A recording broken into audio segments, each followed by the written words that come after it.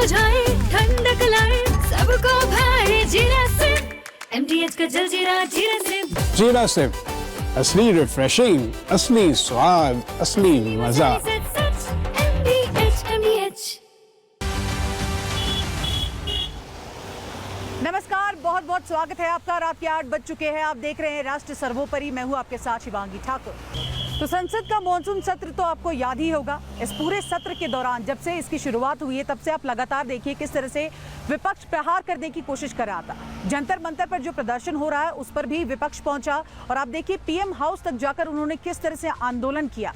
लेकिन ऐसे में सवाल ये खड़ा हो जाता है कि जिस चीज की मांग बच्चे कर रहे थे, हम ये नहीं कहेंगे कि विपक्ष कर रहा था, उसको अब मान लिया गया है। धर्मेंद्र प्रधान का इस्तीफा दे दिया गया है। अब इसके बाद देखना होगा कि सोमवार को जब संसद में एक बार फिर से सभी सांसद पहुंचेंगे, मॉनसून सत्र की शुरुआत होगी, तो उसके बाद सरकार जो वज्रपात विपक्ष पर करने वाली है उसके बाद क्या कुछ होता है। एक रिपोर्ट इसके लिए हमने आपके लिए तैयार की है, ये देखते हैं।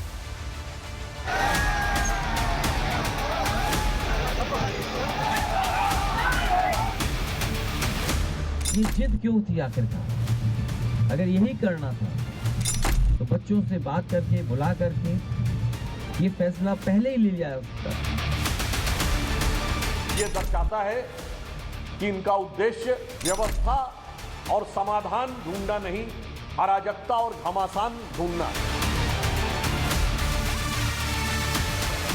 मोदी सरकार ने एक बार फिर साबित कर दिया है कि युवाओं का भविष्य सरकार की सर्वोच्च प्राथमिकता है।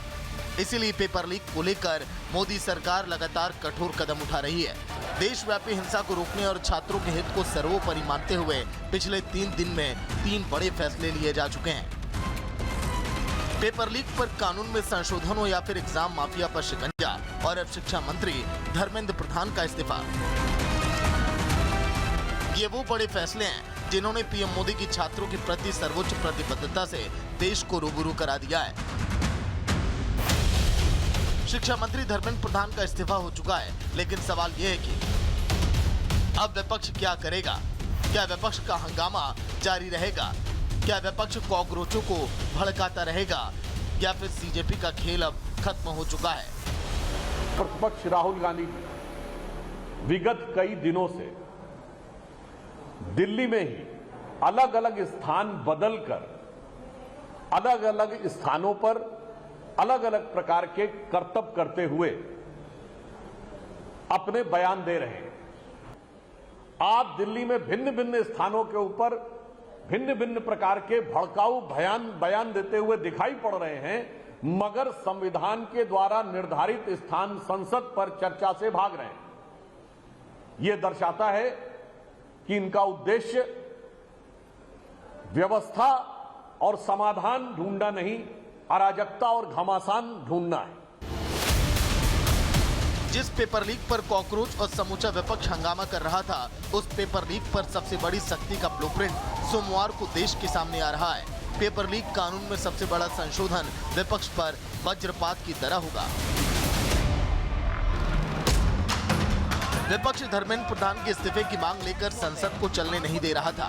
अब इस्तीफा हो चुका है। विपक्ष के मंसूबे मटियामेट हो गए हैं। सवाल ये है, क्या विपक्ष अब नए मुद्दे की तलाश में जुट जाएगा या फिर अभी भी कॉकरोचों को भड़काकर देश की शांति से खिलवाड़ किया जाएगा? धर्मेंद्र प्रधान ने अपने इस्तीफे में लिखा, मैंने जिम्मेदारी से मुंह नहीं मोड़ा। युवाओं की आकांक्षा का सम्मान है। पहले दिन से मैंने जिम्मेदारी ली है। पिछले 10 दिनों का घटनाक्रम देख दुखी हूँ। युवा शक्ति को कुचक्र में नहीं फंसने देंगे। देश विरोधी ताकतें फायदा ना उठाएं। जैसे जैसे खबर पहुंची लोगों ने खुशियां मना ली। ये जिद क्यों थी आखिरकार? अगर यही करना था तो बच्चों से बात करके बुला करके ये फैसला पहले ही ले लिया जा सकता था। तो रात में भाषण दिया। वैसे तो 8 बजे भाषण होता है अक्सर, इस बार तो रात के 12 बजे के लगभग भाषण हो रहे हैं। ये बड़ी जीत है नई पीढ़ी के लोगों की। धर्मेंद्र प्रधान ने अपने इस्तीफे में राष्ट्र को देश विरोधी ताकतों से सावधान रहने की बात कही, क्योंकि इस वक्त युवाओं को भड़काकर देश विरोधी ताकतें देश का माहौल खराब करने में जुटी हैं। लेकिन पीएम मोदी ने विपक्ष के हर मंसूबे पर पानी फेर दिया है। शायद यही कारण है कि कॉकरोच अब नई मांग लेकर खड़े हो गए हैं। कॉकरोचों की मांग है कि आरएएफ और दिल्ली पुलिस को प्रदर्शनकारियों से माफी मांगनी चाहिए। सवाल ये है कि आरएएफ और दिल्ली पुलिस के जिन जवानों ने देश की संसद को उपद्रवियों से बचाया, वो भला माफी क्यों मांगे? उत्पातियों को कंट्रोल करने में जो पुलिसकर्मी घायल हो गए, वो भला माफी क्यों मांगे? जो पुलिसकर्मी और आरएएफ जवान देश की सेवा करते हैं, वो भला हिंसक कॉकरोचों से माफी क्यों मांगे? जिन जवानों ने देशव्यापी हिंसा पर ब्रेक लगाया, वो भला कॉकरोचों से माफी क्यों मांगे? Bureau report, Republic Bharat.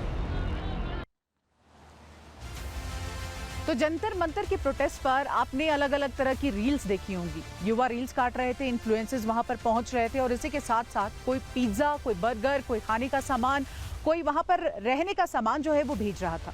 देशव्यापी तौर पर कहा जा रहा था कि लोग देश से ये चीजें वहां पर भेज रहे हैं, लेकिन आपको बताते चले इन्फ्लुएंसर्स के रेट तय किए गए थे। एक एक रील बनाने के लिए 40-40 हजार रुपए इन्फ्लुएंसर्स को दिए जा रहे थे। और ये क्यों हुआ, अब आपको हम सीधे दिखा देते हैं।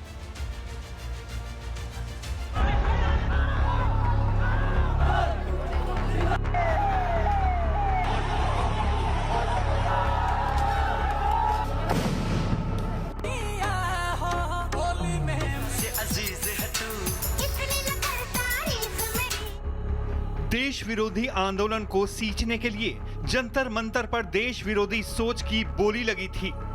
कॉकरोचों ने अपनी बात लाखों करोड़ों लोगों तक पहुंचाने के लिए इन्फ्लुएंसर्स को खरीदा था। 1-2 रील बनाओ, 40,000 रुपए पाओ। कॉकरोचों के समर्थन में पोस्ट लिखो, 5 से 10,000 रुपए पाओ। अगर जंतर मंतर पर पहुंचकर देश विरोधी नारा लगाओगे तो उसका पेमेंट अलग से मिलेगा। यही टूलकिट जंतर मंतर पर काम कर रही है। जिसके जितने मिलियन फॉलोअर्स, उसकी उतनी ही चांदी। सीजेपी की राष्ट्रीय विरोधी मार्केटिंग में हजारों इन्फ्लुएंसर्स फंसे थे, जिसमें से कुछ अब सामने आने लगे हैं। ये एक्ट्रेस आकांक्षा पुरी हैं। बॉलीवुड के साथ साथ आकांक्षा तमिल, तेलुगु, मलयालम और कन्नड़ फिल्मों में भी काम कर चुकी हैं। बिग बॉस OTT का हिस्सा भी आकांक्षा रह चुकी हैं। लेकिन अब आकांक्षा पुरी ने जो खुलासा किया है, उसने कॉकरोचों के पूरी ब्रिगेड के मुंह पर लगे मखौटे को नोच दिया है। कॉकरोचों ने देश विरोधी के लिए आकांक्षा को पैसे का लालच दिया था।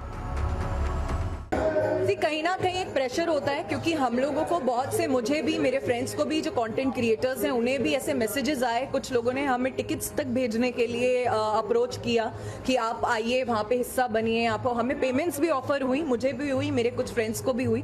तो ये रीजन है कि हम लोग दूर रह रहे हैं, नहीं तो शायद हम उस मार्केटिंग ब्रैकेट का हिस्सा लगेंगे। आकांक्षा पुरी का दावा है उन्हें एक रील बनाने के लिए 40,000 रुपए तक का ऑफर था।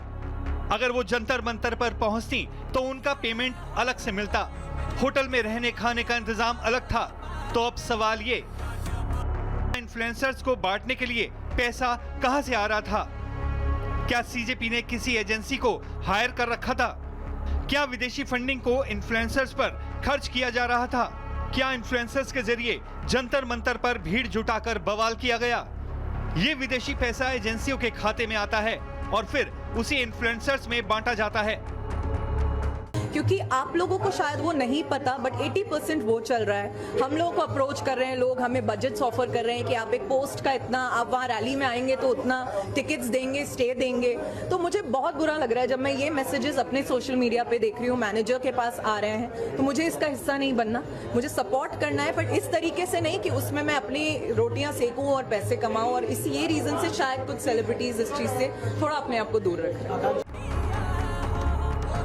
आकांक्षा पूरी खुलासा कर चुकी हैं। जो देश विरोधी इन्फ्लुएंसर्स जंतर मंतर पर पहुंचे थे, उनकी फंडिंग ज्यादा हो रही थी, उन्हें एक्स्ट्रा पेमेंट किया जा रहा था। सवाल यह है कि क्या हिंदुत्व को टारगेट करने के लिए कितना पैसा मिला, और क्या पैसे के लिए इन्फ्लुएंसर्स और सेलिब्रिटी देश विरोधी साजिश का हिस्सा भी हो सकते हैं?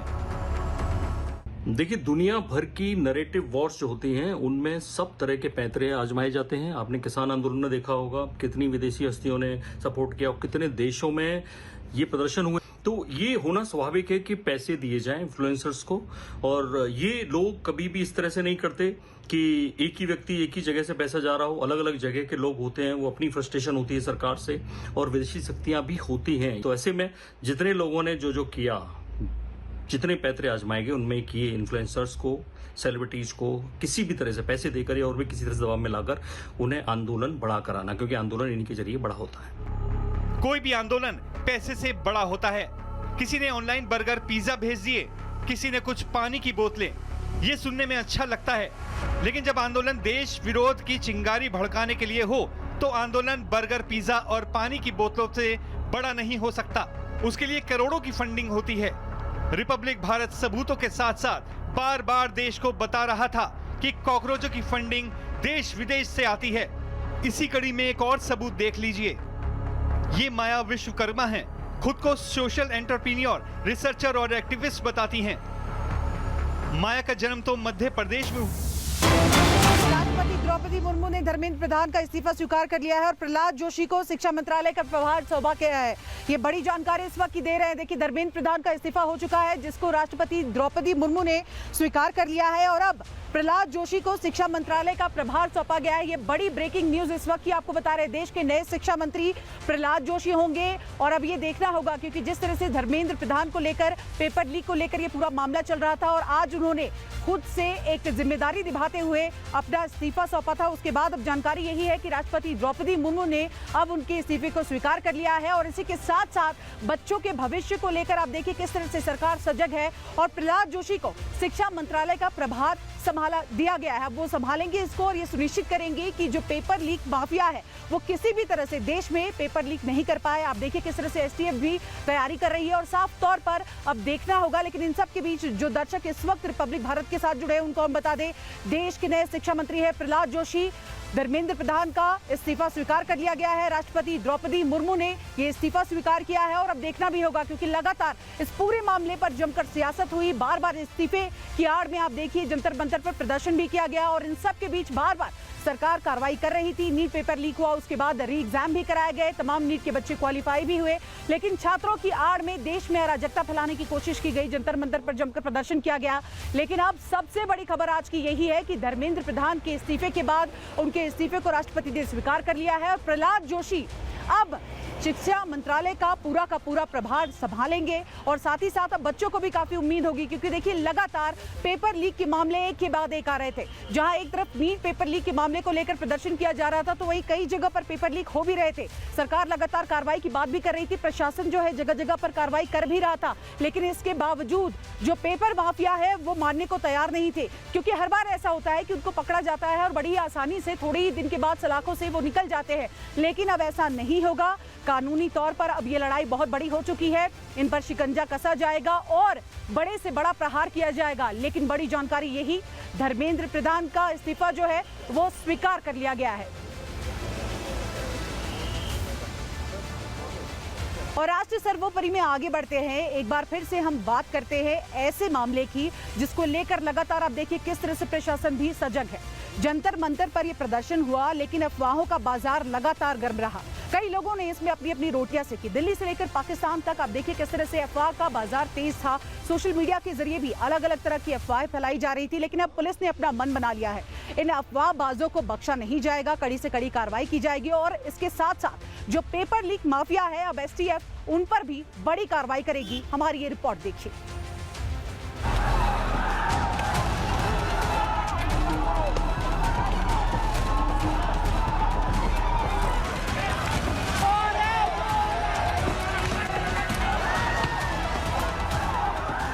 राजधानी को दहलाने और समाज में जहर घोलने के लिए एक अफवाह गैंग सक्रिय था, जो ब्लूटूथ तकनीक के जरिए न सिर्फ फर्जी खबरें फैला रहा था बल्कि माहौल बिगाड़ने की फिराक में था।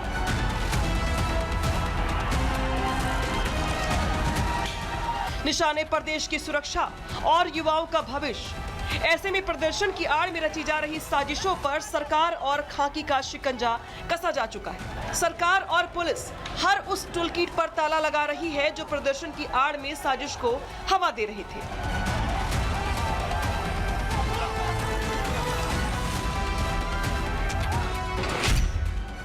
जानकारी के मुताबिक देश विरोधी गतिविधियों और सुरक्षा में सेंध लगाने वाले गिटहब और बिटचैट जैसे प्लेटफॉर्म ऐप्स को ब्लॉक कर दिया गया है।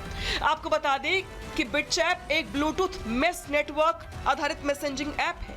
ऐप इंटरनेट या मोबाइल नेटवर्क के बिना भी मैसेज भेजने की सुविधा देता है। संसद चलो मार्ग के दौरान ब्लूटूथ मैसेजिंग एप्स के इस्तेमाल की जांच दिल्ली पुलिस कर रही है। 14C के मुताबिक ऐसे एप्स का इस्तेमाल इंटरनेट शटडाउन के दौरान किया जा सकता है। एजेंसी का कहना है कि इनका इस्तेमाल दंगे, संगठित अपराध, आतंकवाद, गैर कानूनी जमावड़े, अफवाह और भ्रामक जानकारी फैलाने जैसी गतिविधियों में भी हो सकता है। ब्लूटूथ साजिश पर स्ट्राइक के साथ साथ प्रदर्शन की आड़ में साजिश करने वालों पर डिजिटल सर्जिकल स्ट्राइक भी जारी है। जंतर मंतर पर जारी प्रदर्शन में पाक साजिश का खुलासा हो चुका है। सीजेपी हिंसा के दौरान पाकिस्तान की साजिश बेनकाब हो चुकी है और पाकिस्तानी साजिश का एक एक सबूत रिपब्लिक भारत पर मौजूद है। दिल्ली पुलिस ने 480 पाकिस्तानी हैंडल्स को ब्लॉक किया है। कशमल मुराद ने सोशल मीडिया पर लिखा कि सीजेपी प्रोटेस्ट में 7 छात्रों की मौत हुई। Pakistani social media handle Fatima Zahra ने सीजेपी को लेकर भ्रामक जानकारियां सोशल मीडिया पर डाली। इसी तरह हेडर नकवी और साउथ एरा नेटवर्क ने भी सोशल मीडिया पर प्रदर्शन को लेकर फर्जी पोस्ट डाले। ये सभी हैंडल पाकिस्तान से ऑपरेट हो रहे थे। हैरानी की बात तो ये है कि इसी हैंडल से ऑपरेशन सिंदूर के दौरान भी भ्रामक जानकारियां फैलाई गई थी। तो इस बड़ी खबर पर लगातार हमारी नजर बनी हुई है, एक एक अपडेट आप तक पहुंचाते रहेंगे। फिलहाल राष्ट्र सर्वोपरि में मेरे साथ इतना ही। देश और दुनिया की तमाम बड़ी खबरों को देखने के लिए आप देखते रहिए रिपब्लिक भारत। चमकी चाट से क्या बना है? सैंडविच, लस्सी और छाछ हर घूंट में चमकी चाट, ड्राई फ्रूट और दही बड़े। चमकी चाट से स्वाद बढ़े। असली स्वाद सिर्फ चंकी चाट।